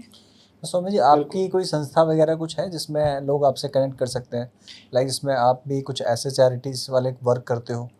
स्वामी श्री रामदास सेवा सदन हमने बनाया हुआ है। उसके अंदर हम जो महिलाएं हैं जो अपने परिवार से पीड़ित हैं उनकी मदद उसके अंदर हम करते हैं, और जागरण से संबंधित कार्य हम इसके अंदर करते हैं। जागरण, सत्संग, कथाएं और निशुल्क करते हैं। अच्छा। और इसके अलावा अगर कोई ऐसा परिवार है जो ज्योतिष सलाह चाहता है और बिल्कुल धन से वीक है, तो हम ज्योतिष से संबंधित सलाह भी कई बार फ्री में कर देते हैं। मतलब ये ज़रूरी नहीं है कि हमें ज्योतिष आता है तो हम पैसे में ही बताएंगे, हम मदद भी कर देते हैं, ऐसा स्वभाव है। आप जैसे आपने बोला कि आपका एक्सपर्टीज वैदिक एस्ट्रोलॉजी है, तो कुछ तंत्र वगैरह भी है? आप नहीं, कुछ तंत्र अलग है, वैदिक अलग है। अलग है। हम जिन गुरु के शिष्य हैं वो वहाँ पर तंत्र का नामो निशान नहीं। क्योंकि रेमेडीज तो जैसे हाँ। आपने बोला इससे भी हो सकती है, और लोग तंत्र से भी कराते हैं। हाँ, करवाते हैं, तंत्र से भी करवाते हैं। तंत्र ज़्यादातर जो नागा साधु होते हैं, शैव संप्रदाय के लोग भी होते हैं, वो भी तंत्र से संबंधित कार्य करते हैं। तंत्र में बहुत बड़ी परेशानी हो जाती है, आपको अपना बचाव भी करना है और जो आपकी शरण में आया है परिवार उसका बचाव भी करना है। तो उसका बचाव आपने कर दिया, पर कई बार आप अपने बचाव से चूक जाते हो। किसी को अपना शुक्र स्ट्रॉन्ग करना है तो उसके क्या उपाय हैं? देखिए, क्योंकि शुक्र का जैसे कनेक्शन बोलते हैं सीधा सीधा पैसों से होता है। देखिए, शुक्र का क्या है, आपकी कुंडली में अगर शुक्र वक्री नहीं है तो आपका अच्छा है। आपकी कुंडली में शुक्र अगर तीसरे घर में नहीं है तो आपका शुक्र अच्छा है। अब अगर ये दोनों स्थिति कुंडली के तीसरे घर में नहीं है और वक्री भी नहीं है, अगर ये दोनों स्थितियां आपकी कुंडली में है तो ऐसे में आप शुक्र की महादशा आने का इंतजार करो, क्योंकि जब तक शुक्र की महादशा नहीं आएगी तब तक आपको शुक्र के लाभ नहीं मिलेंगे। आप ये चाहते हो कि पूरा जीवन, जैसे कोई व्यक्ति 70 से 80 साल तक जिए और हर दिन उसको शुक्र का लाभ चाहिए, तो ये संभव नहीं है। उसको शनि से होके भी गुजरना पड़ेगा, राहु से भी गुजरना पड़ेगा, जिंदगी के जो उतार चढ़ाव सूर्य से भी, सभी से होकर के गुजरना पड़ेगा। बट कुछ ऐसी चीजें हम जो अपनी लाइफस्टाइल में चेंज करें जिससे अगर वो नहीं भी है तो भी हमें उस चीज का थोड़ा बहुत तो फल मिले। साफ सुथरे कपड़े पहनने चाहिए, इत्र लगा के पहनने चाहिए। इतना करने से ही आपका जो शुक्र है वो अच्छा हो साफ जाएगा। सफाई भी रखनी अब चाहिए। कई लोग क्या करते हैं, काली कमीज पहन लेंगे, काली टी शर्ट पहन लेंगे और उसके ऊपर इत्र लगाएंगे, तो उसको हम नहीं मानते कि शुक्र उससे अच्छा होगा। काला मतलब कुछ ना ही पहनो। अब एक बात बताइए, जो शुक्र है, शुक्र का रत्न होता है डायमंड। अब डायमंड मतलब प्रकाश, जो प्रकाश को रंगों में बांट दे, जो प्रकाश को भी, एक रोशनी को भी जो रंग दे दे। डायमंड से होके जो रोशनी गुजरती है वो एक तरीके से इंद्रधनुष बना देती है, अनेक तरह के रंग बना देती है। तो जहाँ पर हम रंगों की बात कर रहे हैं वहाँ पर आप ब्लैक पहन रहे हो, फिर कह रहे हो शुक्र कैसे, तो इस तरह की समस्याएं हो जाती हैं। तो आपको क्या करना चाहिए, अपना शुक्र मजबूत करने के लिए बदल बदल के कपड़े पहनने चाहिए। मतलब पूरे हफ्ते के कपड़े ऐसे होने चाहिए जैसे कि इंद्रधनुष के सातों रंग आपके अंदर आ गए हैं। ऐसे में आपका शुक्र अच्छा रहेगा। ऐसे, और शुक्रवार के दिन वाइट कलर पहनने चाहिए या फिर क्रीम कलर पहनने चाहिए। येलो भी अच्छा है, येलो थर्सडे को पहनो, बहुत अच्छा है। ब्लैक छोड़ के आप सब पहन सकते हैं। ब्लैक, ब्राउन और ग्रे, ये 3 कलर अपनी लाइफ से निकाल दो पूरी तरीके से। ब्लैक, ब्राउन, ग्रे ये कमर से ऊपर नहीं पहनने चाहिए, कमर से नीचे पहन सकते हैं, क्योंकि जो जेंट्स हैं उनके पास तो कलर ही 3 है। कमर से ब्लैक, ब्राउन, ग्रे, कमर के नीचे यही पहने जाते हैं, कमर के नीचे पहन सकते हैं और ब्लैक मैंने ऊपर पहन रखा है।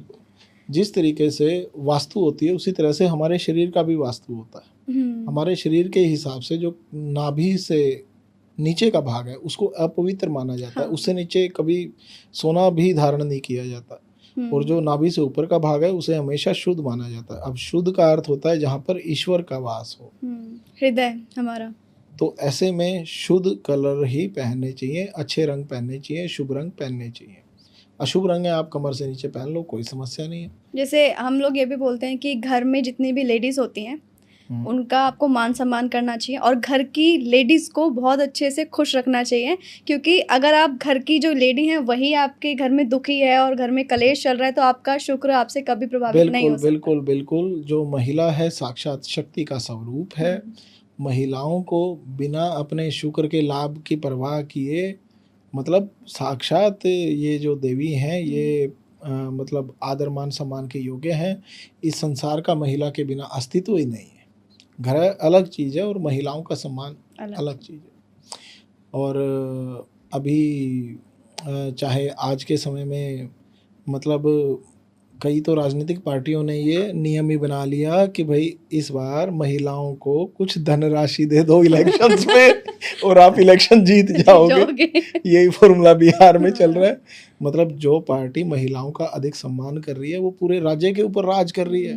आप अपने घर में थोड़ा से करके देखो, कोई घोषणा की हर महीने मैं तुम्हें सूट गिफ्ट करूंगा। वैवाहिक जीवन में भी ऐसा सुना गया अक्सर, जोशी में बताया जाता है और लोगों का भी अक्सर कहना है कि अपनी वाइफ को, अपनी पत्नियों को बहुत खुश रखना चाहिए और जितना सच सवर के और जितना अच्छे से बन ठन के आपकी वाइफ रहती है आपकी फाइनेंशियल कंडीशन उतनी अच्छी होती है। देखिए बन ठन के रहना एक अलग चीज़ हो जाती है, क्योंकि कामकाजी महिला बन ठन के नहीं रह पाती। हाँ, तो ऐसे में क्या करना चाहिए, पति पत्नी में विचारों का तालमेल बना रहने से परिवार में देवी देवताओं का वास हो जाता है। मेरे हिसाब से तो हर महीने कुछ ना कुछ गिफ्ट देते रहो तो भी सही चलता देते रहो भाई, देते रहो, कुछ भी देते रहो, कुछ ना कुछ देते रहो। खुश रखना है बस। नहीं दूसरों की नहीं, अपनी पत्नी को खुश रखना। हाँ बिल्कुल बिल्कुल, अपनी पत्नी को ढेर सारे, क्योंकि आजकल तो लोग दूसरों हम तो फेवर में हैं। जितना हमारी माताओं को, बहनों को, भाभीयों को उपहार मिले, हम तो इसी फेवर में हैं। अच्छा स्वामी जी, एक छोटा सा मार्गदर्शन भी चाहिए।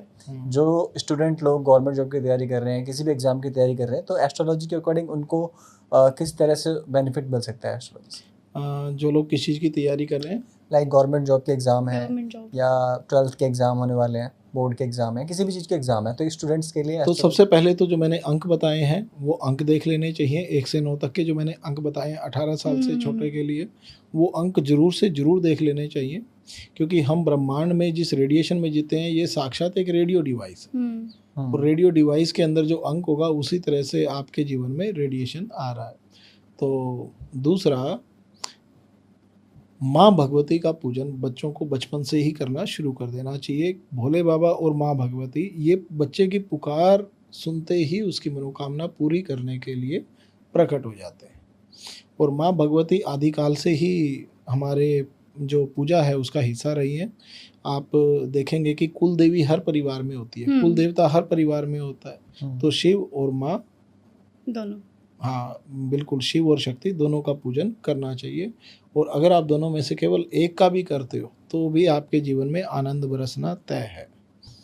तो बचपन से ही माँ भगवती का पूजन करना चाहिए, सभी मनोकामनाएं पूरी हो जाएंगी। और जो लोग हर 2-3 साल में देवता बदलते रहते हैं, नहीं हनुमान जी, नहीं महाकाल, शनिदेव, आजकल तो इंस्टाग्राम पे माता काली, तो ऐसा नहीं होना चाहिए। अब खाटू श्याम चल रहे हैं इसमें। चलो सभी देवी देवता हैं, पूजनीय है, सभी मनोकामना पूरी करते हैं, पर इंस्टाग्राम आप पे एक जो रखो, ट्रेंडिंग है इंसान के लिए वो फेवरेट आप हो जाते हैं। एक रखो, बिल्कुल आप एक रखो, चाहे फायदा उनके होके रहो। मीरा ने भी यही किया था। और जो ध्यानु भक्त है जिन्होंने माँ शेरवाली को अपने शीश का ध्यान दिया था, तो ध्यानु भगत ने भी यही किया था। कबीर दास जी ने केवल राम नाम रटा, रैदास जी ने केवल राम नाम रटा। तो केवल वहीं तक सीमित रहो। आपके परिवार में जो कुल देवी हैं, मतलब अपने करियर के लिए अपनी कुल देवी के ऊपर आश्रित हो जाओ और अपने पितरों का हर अमावस पर अपनी ज़रूरतों के हिसाब से भगवान मत बदलो कि आज मुझे इसकी ज़रूरत है, चलो इन भगवान के पास चलते हैं। वैवाहिक जीवन में भी बोला जाता है, और आपकी लव मैरिज नहीं हो रही होती तो ऐसे उपाय बताए जाते हैं कि शिव जी की आराधना करो तो आपकी लव मैरिज में मतलब थोड़ा ईजी हो जाता है, क्योंकि इंडियन कल्चर में पेरेंट्स का मनाना थोड़ा सा मुश्किल हो जाता है ना। देखिए लव मैरिज के लिए मैं तो कहूँगा आप शनि मंदिर जाओ। शनि मंदिर? लव मैरिज ये समझ लो कि कोई बीच में आ ही नहीं सकता। क्या करना होगा उसके लिए? देखो शनि भगवान जो हैं वो अपने पेरेंट्स के खिलाफ हुए। अच्छा, हाँ, विद्रोह शुरू से ही। शुरू से ही। हाँ। तो अगर लव मैरिज करनी है तो आप भगवान शनिदेव को मनाओ कि हमें चाहिए ताकत, हाँ, लड़ने की। तो आप हमें ताकत दो, हम अपने घर वालों के विपरीत जाके, खैर ये अच्छी बातें नहीं होती पर अगर किसी ने करनी है तो करनी है, उसको कौन रोक सकता है। अच्छा, शादी करने से पहले हमें अपने जो पार्टनर्स होते हैं उनकी कुंडली में क्या ऐसी चीज़ें देखनी चाहिए ताकि हमारा हाँ। वैवाहिक जीवन अच्छी तरीके से हाँ, गुजरे? ऐसा होता है। देखिए कुंडली में आजकल क्या होता है, लोगों की उम्र 35 साल होगी, शादी नहीं हो रही। हम्म, 40 साल, 41 साल लोग बोलते हैं शादी करा दो, कैसी भी लड़की दे दो, किसी भी चलेगा। कास्ट की दे दो। तो ऐसे में क्या होता है, अगर आपकी कुंडली में 7वें घर में मूल नक्षत्र आया हुआ है तो आपका विवाह होगा ही नहीं। जब तक आप उसका मूल शांति नहीं करवाओगे आपका विवाह नहीं होगा। बच्चा कुंडली पैदा के होने के 7वें घर टाइम पे में। भी मूल नक्षत्र होते हैं? हाँ, अब वो होता है चंद्रमा का मूल, कि हाँ। चंद्रमा मूल नक्षत्र में बैठा है।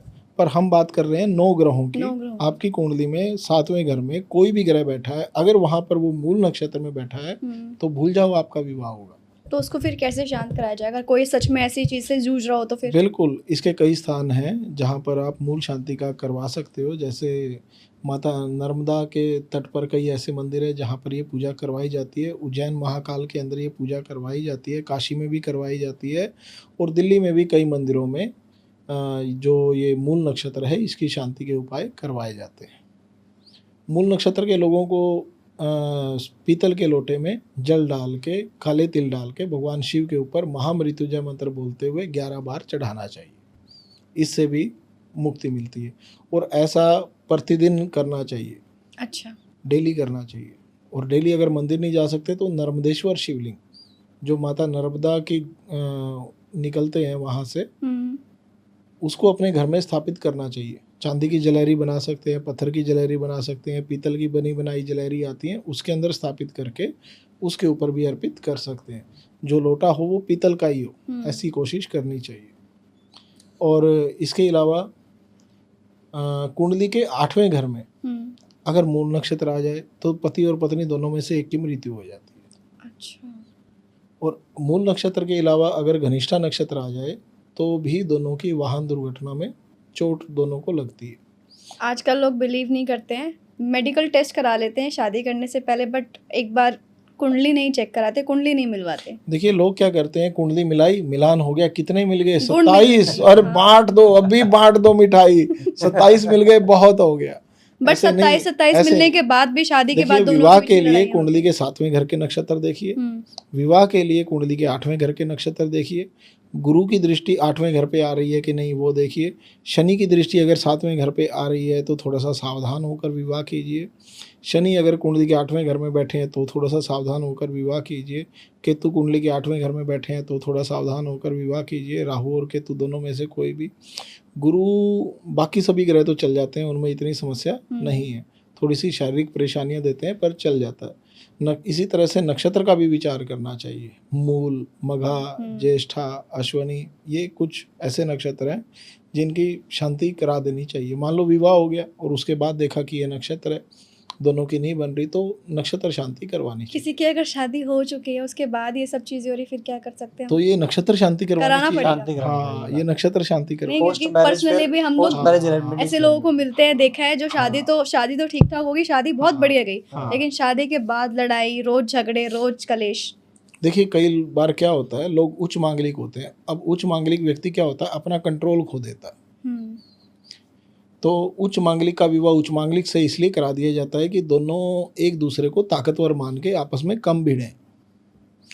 तो मांगलिक का मांगलिक से फिर वो दोष भी एक तरीके से समाप्त हो जाता है।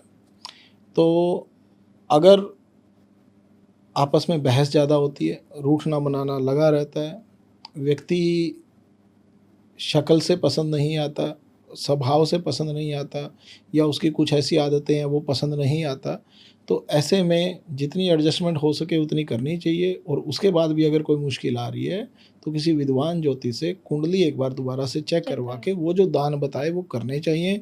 और अगर नक्षत्रों की कोई समस्या आई हुई है, 8वें घर में मूल नक्षत्र घनिष्ठा नक्षत्र आया हुआ है कि पति पत्नी में प्यार है पर दोनों एक साथ नहीं रह पाते, दुर्घटनाएं हो जाती है, 2 में से एक को चोट लग जाती है, तो ऐसे में नक्षत्र शांति करवानी चाहिए।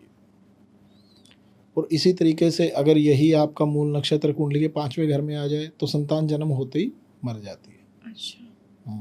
मूल नक्षत्र अगर लगन में आ जाए, कुंडली के पहले घर में आ जाए, तो व्यक्ति बोलना ही बंद कर देता है, मतलब डिप्रेशन में जाने लगता है, नेगेटिव विचार सोचने लगता है। आजकल तो लगभग सबने कुंडली सॉफ्टवेयर इंस्टॉल कर रखे हैं, बस उसमें नक्षत्र देख लीजिए आपके लगन में क्या नक्षत्र है, 7वें में कौन सा है, 8वें में कौन सा है, 5वें में कौन सा है। जहाँ मूल नक्षत्र आ गया अब उस चीज़ का आपको लाभ नहीं मिलेगा। ये गारंटी है। तो स्वामी जी, समय का काफ़ी अभाव है, बाकी जो आपका ज्ञान का भंडार है, मुझे लगता है शायद हमारा पॉडकास्ट सीरीज में कन्वर्ट हो सकता है। हो सकते हैं। और बिल्कुल। उस सीरीज में हम लोग जो है ऑडियंस के जो भी डाउट्स होंगे, ऑडियंस के जो भी प्रॉब्लम्स हैं, वो अपने से रिजॉल्व कराना चाहते हैं आपके साथ, या आपसे डायरेक्टली क्वेश्चन पूछना चाहते हैं, तो वो हम कोशिश करेंगे कि नेक्स्ट पॉडकास्ट में भी आपके साथ हम बिल्कुल ऑडियंस के जो डाउट्स हैं उनके साथ में, कमेंट्स के साथ में आपके साथ हम लोग एक हाँ बार फिर हाँ से बिल्कुल। फेस टू फेस इंटरेक्ट जो भी आप पूछना चाहते हैं, जानना चाहते हैं, जो भी समस्या आपके जीवन में आ रही है, वो एक बार लिख दीजिए, ताकि अगली बार उसका जवाब हम जरूर दे दें। आप कमेंट सेक्शन में भी डाल सकते हो, अदरवाइज हम जैसे स्वामी जी की जितनी भी डिटेल्स रहेंगी, कॉन्टैक्ट नंबर वगैरह, या फिर कहाँ पर आपको मिल सकते हैं स्वामी जी, तो वो भी आपको हमारे डिस्क्रिप्शन बॉक्स में मिल जाएगा, तो आप डायरेक्टली कॉन्टैक्ट भी कर सकते हैं। तो स्वामी जी, जाने से पहले हमारे ऑडियंस के लिए कोई संदेश आप देना चाहेंगे? मैं यही संदेश देना चाहूँगा कि महीना कोई भी चल रहा हो, त्यौहार कोई भी चल रहा हो, अपने घर में माँ भगवती की पूजा, अपने कुल देवी देवता की पूजा हमेशा करते रहिए। आपके कुल देवी देवताओं ने आपके पूर्वजों को दिया है, और आपके बाद आपके आने वाली पीढ़ी को भी आपके कुल देवी देवता ही देंगे, तो इनका मान सम्मान कीजिए, और अमावस पे गौ सेवा जरूर कीजिए।